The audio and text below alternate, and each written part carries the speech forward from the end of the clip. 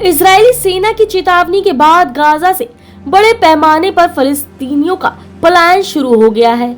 समय सीमा खत्म होते ही इजरायली सेना ने हमास पर दूसरे चरण के हमले की तैयारी शुरू कर दी है। मुख्य सैन्य प्रवक्ता रियर एडमिरल ने डैनियल हागरी ने शनिवार को रात में कहा कि इजरायली सेना बहुत जल्द गाजा शहर पर हमला करने जा रही है।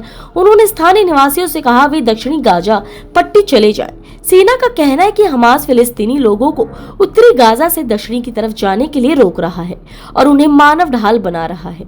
इस बीच फिलिस्तीन के राष्ट्रपति महमूद अब्बास ने अमेरिकी राष्ट्रपति जो बाइडेन से बात की और उनसे हमले रुकवाने का आग्रह किया। इजराइल के प्रधानमंत्री बेंजामिन नेतन्याहू ने शनिवार को गाजा के बाहर सैनिकों से मुलाकात की।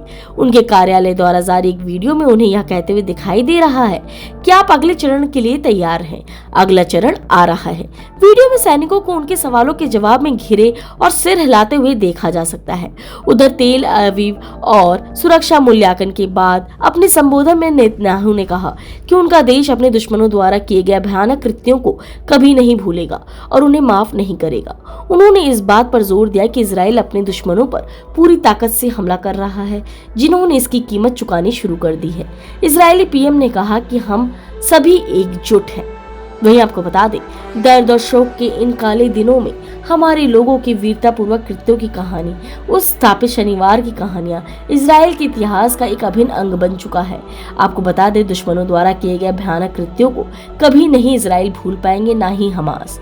नेतन्याहू ने एक्स पर आगे पोस्ट किया है, गाजा के अग्रिम मोर्चे पर हमारी सेना तैनात है, हम पूरी तरह से तैयार हैं।